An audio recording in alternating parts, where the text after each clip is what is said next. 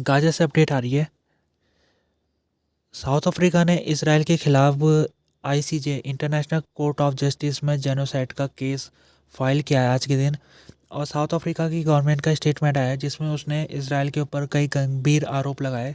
पहले उसने कहा है कि इसराइल ने जिस प्रकार से 2.5 महीने से लड़ाई में उसने कार्रवाई की है वो डिसप्रपोर्शनली कार्रवाई है। उसने सिविलियन लोगों को निशाना बनाया। उसने लोगों को ज़बरदस्ती उनके घरों से बाहर निकाला। 85% लोग गाजा में ऐसे हैं जिनको उनके घरों से बाहर निकाला गया। उसने लंबे समय से यहाँ पर इस इलाके में सप्लाईज को ब्लॉकेट रखा। और जो इसराइल की सेना है उसने यहाँ पर वार क्राइम की है और साथ में जेनोसाइड किया है। तो इसी को लेकर जो साउथ अफ्रीका की सरकार है वो इंटरनेशनल कोर्ट ऑफ जस्टिस में आज के दिन उसने ये केस को फाइल किया है। साउथ अफ्रीका की अगर बात की जाए तो उसके जो संबंध इसराइल के साथ है उसमें तनाव की स्थिति 7 अक्टूबर के बाद से ही आनी शुरू हो गई थी। जब इसराइल ने गाजा में कार्रवाई की है तो गाजा में कार्रवाई उसकी कार्रवाई से लगभग लगभग हर ही देश उस कार्रवाई से सहमत नहीं है, अमेरिका को छोड़ के। तो साउथ अफ्रीका ने भी उस कार्रवाई की आलोचना की थी और उसने इसराइल के ऊपर दबाव बनाया था कि वो सीज़ फायर करे। लेकिन इसराइल ने लगता है उसको ध्यान नहीं दिया उसका सीज़ फायर की तरफ, और अभी तक वो सीज़ फायर को मानने के लिए भी तैयार नहीं हो रहा है। तो साउथ अफ्रीका को लगा कि एक ही चारा है उसके पास कि अब उसको इंटरनेशनल कोर्ट ऑफ जस्टिस में जाना चाहिए और इसराइल की कंप्लेन करनी चाहिए। तो उसने यही फैसला लिया और आईसीजे में उसने इसराइल के खिलाफ जेनोसाइड का केस फाइल कर रखा है, ये जो एक बहुत ही ज़्यादा ये सीरियस केस है। अगर साउथ अफ्रीका की सरकार ने आखिरकार क्यों ये फैसला लिया, और पहला देश है साउथ अफ्रीका जिसने फैसला लिया, तो कोई बड़ी वजह होगी जो साउथ अफ्रीका ने ऐसा एक बहुत ही बड़ा फैसला लिया। तो इसको समझने के लिए हमको थोड़ा बैकग्राउंड में जाना पड़ेगा। जब साउथ अफ्रीका में अपार्थाइड सिस्टम था वहाँ पर जो ब्लैक लोग थे साउथ अफ्रीका के, उनके साथ भेदभाव होता था, उनको सेकंड क्लास सिटीजन माना जाता था। तो साउथ अफ्रीका के ब्लैक लोग मेजोरिटी में, तो 1990 में आखिरकार उनको इस सिस्टम से राहत मिली थी और ये सिस्टम को ख़त्म कर दिया गया था 1990 के बाद से। तो साउथ अफ्रीका के जो उस समय सबसे बड़े नेता थे नेल्सन मंडेला, उन्होंने तय किया कि उनको ये जो लड़ाई है अपने देश में तो उन्होंने जीत हासिल कर ली, लेकिन दुनिया में ऐसे कई लोग हैं, कई देश हैं जिनके साथ बुरा सलूक होता है, उनमें से एक फ़िलिस्तीन भी है। तो तब से लेकर अभी तक साउथ अफ्रीका की जो फॉरेन पॉलिसी है उसने उसमें फ़िलिस्तीन लोगों और फ़िलिस्तीन एज ए नेशन उनके अधिकारों को उठाने की उसने कोशिश की है, चाहे वो यूएन के फोरम हो या कोई दूसरे फोरम हो। तो साउथ अफ्रीका के अपने एक्सपीरियंस से उसने ये अपनी फॉरेन पॉलिसी तय कर रखी है। अगर अक्टूबर 7 के बाद से जो साउथ अफ्रीका ने, जैसे कि अब मैंने अभी आपको बताया कि उसने इसराइल के ऊपर दबाव बनाना शुरू कर लिया था, और उसने जब इसराइल का कुछ उसके ऊपर असर हुआ नहीं तो साउथ अफ्रीका ने ये केस फाइल किया है। और साउथ अफ्रीका का कहना ये है कि जो इसराइल के सैन्यकर्मी जो ये इस वार क्राइम में शामिल है उनके ऊपर कार्रवाई होनी चाहिए, और आईसीजे को तुरंत ही इसके ऊपर ये कार्रवाई को शुरू कर देना चाहिए ताकि कोई भी सिविलियन व्यक्ति की जान, बेकसूर सिविलियन लोगों की आने वाले समय में जान ना जाए। और जहाँ तक बात है कि इसराइल का स्टेटमेंट भी इसके रिस्पॉन्ड में आ गया है। उन्होंने कहा है कि जो ये साउथ अफ्रीका की सरकार ने जो हमारे ऊपर केस लाया है वो केस का कोई आधार नहीं है, क्योंकि हम हर इंटरनेशनल कानून का पालन कर रहे हैं जिसको जिनेवा कन्वेंशन भी कहते हैं। लड़ाई के समय जिन नियमों का पालन होता है जिनेवा कन्वेंशन के तहत वो हर चीज़ों का पालन हम कर रहे हैं। हम किसी भी सिविलियन व्यक्ति को जानबूझ के उसको निशाना नहीं बना रहे।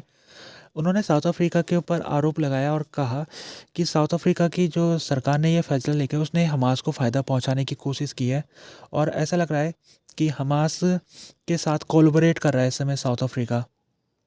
दूसरी तरफ चले तो हमास का जो डेलीगेशन है इस समय कायरो में पहुंचा है, और कायरो में वहाँ पर पहुँच के उसने कल के दिन जो फ्रेमवर्क इजिप्ट ने पेश किया था उस फ्रेमवर्क को लेकर उसने बात करनी है वहाँ पर। तो ये जो फ्रेमवर्क है ये लड़ाई को ख़त्म कराने का फ्रेमवर्क है। 3 स्टेज फ्रेमवर्क इसको कहा जा रहा है, और इसमें अभी तक हमास और इसराइल दोनों ने क्लियर नहीं किया है इस फ्रेमवर्क को लेकर अपने उनके विचार क्या है। हमास का हालांकि उसके स्टेटमेंट जारी कर दिया था उसने, जिसमें उसने दो बातें रखी थी। पहले बात उसकी ये थी कि वो किसी भी फ्रेमवर्क को तभी मानेगा जब इसराइल पूरा परमानेंट सीज फायर करेगा, तभी वो किसी फ्रेमवर्क को मानेगा। दूसरा उसने ये कहा था कि जो इस फ्रेमवर्क का सेकेंड स्टेज है, जिसके तहत गाजा में जो पॉलिटिकल सिस्टम है और वेस्ट बैंक में जो पॉलिटिकल सिस्टम है उसको चेंज करना है, यानी कि इन दोनों जगहों की जो सरकार है उनको चेंज करना है। तो हमास का कहना है कि इसमें हमको कोई दिक्कत नहीं है अगर गवर्नमेंट चेंज करनी है, लेकिन ये जो गवर्नमेंट चेंज होगी ये जनता करेगी। जो गाजा के लोग हैं, वेस्ट बैंक के लोग हैं, वो अगर चेंज करना चाहे तो वो करेंगे। ज़बरदस्ती हम किसी फॉरेन पावर के कहने में इसको चेंज नहीं करने वाले। तो जो हमास है उसने दो डिमांडें रखी थी और उसने कहा अगर ये दो डिमांडें मान ली गई तो हम इस फ्रेमवर्क को साइन कर लेंगे। जबकि जो इसराइल की तरफ से अभी तक कोई स्टेटमेंट इस फ्रेमवर्क को लेके नहीं आया। इसराइल का एक न्यूज़पेपर है हरेज, उसका एडिटोरियल में एक स्टेटमेंट छपा था जिसको उसके एडिटोरियल कमेटी ने छापा था, जिसमें उसने ये अंदेशा जताया था कि इसराइल इस फ्रेमवर्क को नहीं मानेगा। उसने कारण ये बताया था कि ये जो फ्रेमवर्क है इसमें हमास को लेके ज़्यादा क्लेरिफाई नहीं किया गया कि सीज़ फायर के बाद हमास की क्या भूमिका होगी। सेकेंड स्टेज में ये तो कहा गया कि हमास की जो गवर्नमेंट इस समय गाजा में है उसको हटा दिया जाएगा, लेकिन जो हमास का जो मिलिट्री विंग है, उसके जो फाइटर है, उनका क्या होगा उसके बारे में क्लियर नहीं है। तो इसराइल का जो लड़ाई है उसने शुरुआत लड़ाई की इसीलिए की थी कि ताकि हमास को नेस्ता नाबूद किया जाए। तो इस फ्रेमवर्क में अभी तक हमास को डिसेबल करने की बात नहीं की गई है। तो संभावना ये जताई है इस न्यूज़पेपर के एडिटोरियल में कि इसराइल की जो सरकार है वो इस फ्रेमवर्क को साइन नहीं करेगी। और अभी तक इसराइल की सरकार की तरफ से कोई स्टेटमेंट भी नहीं आया। तो ऐसा लगता है कि इसराइल की सरकार इस फ्रेमवर्क को अभी सीरियसली नहीं ले रही है। आज के दिन खबर आई है कि तुर्की की जो सिक्योरिटी एजेंसीज है उन्होंने 32 लोगों को हिरासत में ले लिया है। और ये जो लोग थे इनका जो संबंध है ये इस्लामिक स्टेट के साथ इनका संबंध बताया जा रहा है। जो सिक्योरिटी फोर्स है उन्होंने स्टेटमेंट जारी किया है जिसमें उन्होंने कहा है कि ये 32 लोग ये तुर्की के अंदर टेररिस्ट एक्टिविटी को करने वाले थे। जैसे कि जो सिनेगोग है उनको ये उनके निशाना बनाने की इनकी प्लानिंग थी। साथ में जो तुर्की में इराक की एम्बेसी है उनको भी ये निशाना बनाने का इनका एक प्लान बना हुआ था। तो तुर्की की सरकार ने ये 32 लोगों को गिरफ्तार कर लिया है। और क्योंकि इनका जो 32 लोगों का संबंध तुर्की के अंदर टेररिस्ट एक्टिविटी करने की थी और तुर्की के अंदर जो इजरायली इंटरेस्ट है उनको नुकसान पहुंचाने की थी, तो ये बहुत बड़ी कामयाबी तुर्की सरकार की मानी जा रही है। ईरान ने आज के दिन 4 लोगों को फांसी में चढ़ा दिया है। और ये जो 4 लोग हैं इनके ऊपर आरोप था ये इसराइल के लिए जासूसी कर रहे हैं। और जब ईरान की सरकार ने इनको फांसी में चढ़ाया तो केसेस इनके खिलाफ जो लागू किए गए थे वो उनमें ये था कि ये इन्होंने करप्शन में भाग लिया है और इन्होंने दुश्मन देश जो इसराइल है उसको इन्होंने उस दुश्मन देश को इन्होंने जो ईरान का सीक्रेट है उसको बताया है। तो ये जो 4 लोगों को फांसी हो गई है इसमें से 3 पुरुष है और 1 महिला है। पाकिस्तान ने नए साल का सेलिब्रेशन को बैन कर दिया है। ये अनाउंसमेंट पाकिस्तान के प्राइम मिनिस्टर काका ने की है। उनका कहना है कि इस समय जो फ़िलिस्तीन में जो कुछ हो रहा है गाजा के इलाके में उसको चलते ही लेके उन्होंने ये फैसला लिया है। और उन्होंने अपनी जनता से आह्वान किया है प्राइम मिनिस्टर ने कि वो भी जनता भी फ़िलिस्तीन लोगों के साथ सॉलिडेरिटी दिखाए और न्यू ईयर सेलिब्रेशन को सेलिब्रेट ना करे। उन्होंने कहा है कि इस समय उनकी जो सरकार है पाकिस्तान की वो हर संभव कोशिश कर रही है फ़िलिस्तीन लोगों के अधिकारों को इंटरनेशनल फोरम में लाने के लिए वो हर संभव कोशिश कर रही है। और उनका कहना है कि हमको इस समय सभी लोगों को पाकिस्तान में जितने हैं उनको सबको फ़िलिस्तीन लोगों के साथ खड़ा होना चाहिए। और साथ में जो यूएई है उसका एक शहर है शारजा, उसने भी कुछ ऐसी डिसीजन लिया है।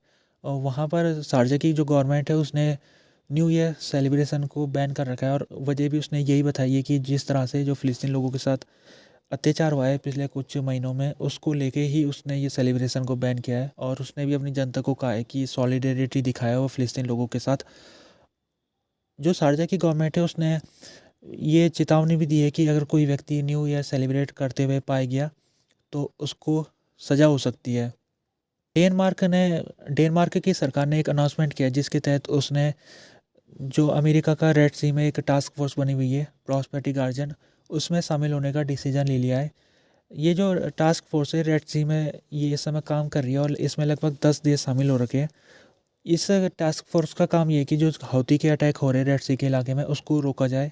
तो ये टास्क फोर्स में अमेरिका कोशिश कर रहा है कि दूसरे देशों को भी यहाँ पर शामिल किया जाए। तो डेनमार्क ने अब सहमति दे दी है और अगले महीने से उसकी जो नेवी है अब वो टास्क फोर्स में शामिल हो जाएगी।